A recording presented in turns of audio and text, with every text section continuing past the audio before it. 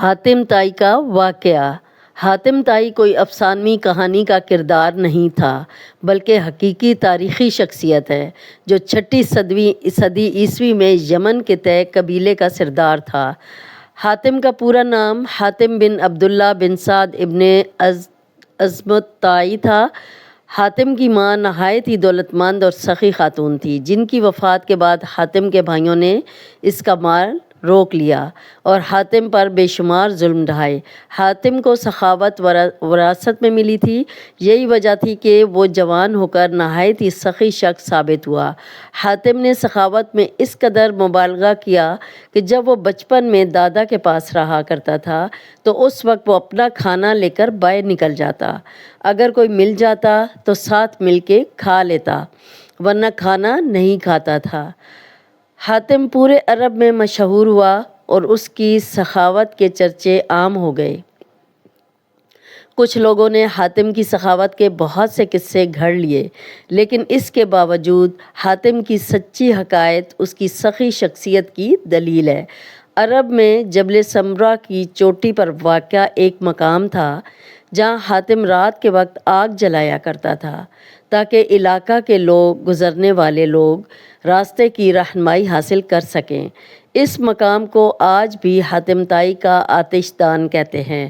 یہ علاقہ آج بھی آثار قدیمہ کی حیثیت رکھتا ہے۔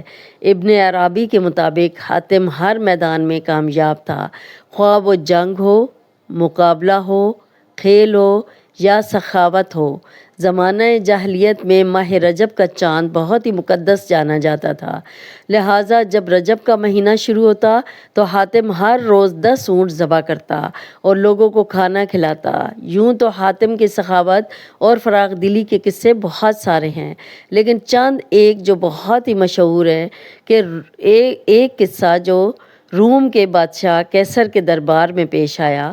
ایک دن حاتم طائی کی سخاوت کا تذکرہ ہوا۔ ایک شخص نے بتایا کہ حاتم کے پاس عمدہ نسل کے گھوڑے ہیں جو نہایت ہی خوبصورت ہیں۔ حاتم کی تعریف سن کر بادشاہ نے کہا، جب تک کسی آدمی کو آزمایا نہ جائے اس وقت تک اس کے بارے میں کوئی رائے قائم کرنا عقل کے خلاف ہے۔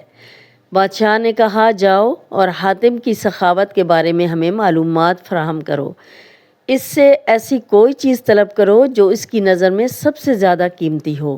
درباری نے کہا، حاتم کے لیے سب سے زیادہ عزیز اور قیمتی اس کا تیز رفتار گھوڑا ہے، لہٰذا بادشاہ نے یہ حکم دیا کہ حاتم سے اس کا گھوڑا مانگو اور میرے پاس لے آؤ۔ لہٰذا وزیر کے درباری کئی منزلیں طے کرتے ہوئے رات کے وقت حاتم طائی کے گھر پہنچے۔ جب وہ وہاں پہنچے تو موسلا دھار بارش ہو رہی تھی۔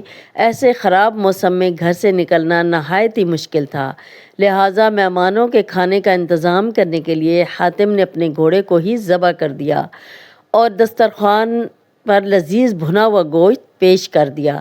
صبح کے وقت جب بارش تھمی تو ان وزیروں نے کہا، ہمارے بادشاہ کے سامنے آپ کے گھوڑے کی بہت تعریفیں ہوئی ہیں، بادشاہ چاہتا ہے کہ آپ اپنا گھوڑا بادشاہ کی خدمت میں بطور نذرانہ پیش کریں۔ وزیر کی بات سن کر حاتم نہایت ہی افسوس کے ساتھ کہنے لگا، وہ گھوڑا تو میں نے آپ کو رات میں کھلا دیا۔ وزیر نے کہا، ہمارے بادشاہ کے سامنے آپ کے گھوڑے کی بہت تعریف کی گئی تھی، یہ بات اگر بادشاہ سنے گا تو وہ تو آپ کی سخاوت کا قائل ہو جائے گا۔ سن 578 عیسوی میں حاتم کی وفات ہوئی۔ حاتم کی وفات کے بعد اس کا بیٹا عدی طے قبیلے کا حاکم بنا۔ وہ 9 ہجری میں مسلمان ہوئے۔ ان کے اسلام لانے کا واقعہ بہت ہی مشہور ہے۔ عدی اپنی قوم کے سردار تھے۔ قوم پیداوار اور مال و غنیمت کا چوتھائی حصہ ان کی نظر کیا کرتی تھی۔ انہیں مسلمانوں سے سخت دشمنی تھی۔ وہ عیسائی تھے اور اسلام کو عیسائیت کا رقیب سمجھتے تھے۔ سردار ہونے کی وجہ سے نبی صلی اللہ علیہ وآلہ وسلم کا اقتدار ان کی آنکھوں میں کھٹکتا تھا۔ یمن کے قبیلے طے نے اسلام کے خلاف بغاوت کی۔ حضرت علی ان دنوں یمن کے گورنر تھے۔ انہوں نے بغاوت کو ختم کیا اور بغاوت کی لیڈروں کو گرفتار کر کے مدینہ بھیج دیا۔ ان میں عدی کی بہن صفانہ تھی، یعنی صفانہ بنت حاتم۔ وہ بھی نبی صلی اللہ علیہ وآلہ وسلم کے سامنے پیش کی گئی۔ انہوں نے کہا کہ میں سخی حاتم طائی کی بیٹی ہوں، میرا باپ بھوکوں کا پیٹ بھرتا تھا اور غریبوں پر رحم کرتا تھا۔ اس پر نبی صلی اللہ علیہ وآلہ وسلم نے فرمایا، تیرے باپ میں مسلمانوں کی سی خوبیاں تھیں، اگر تیرا باپ مسلمان ہوتا تو یقیناً ہم اس پر رحم کا معاملہ فرماتے۔ اس لڑکی کو رہا کر دو، کیونکہ اس کا باپ اعلیٰ اخلاق کا مالک تھا اور اللہ اعلیٰ اخلاق کو پسند کرتا ہے۔ لہٰذا نبی صلی اللہ علیہ وآلہ وسلم کے اس حسن اخلاق اور احسن سلوک سے متاثر ہو کر عدی اور اس کی بہن صفانہ نے بعد میں اسلام قبول کر لیا۔ قرآن کو تجوید سے پڑھنے اور اسلامی واقعات جاننے کے لیے اس تجوید اینڈ نماز والی چینل کو سبسکرائب کریں، لائک کریں اور بیل آئیکن دبانا نہ بھولیں۔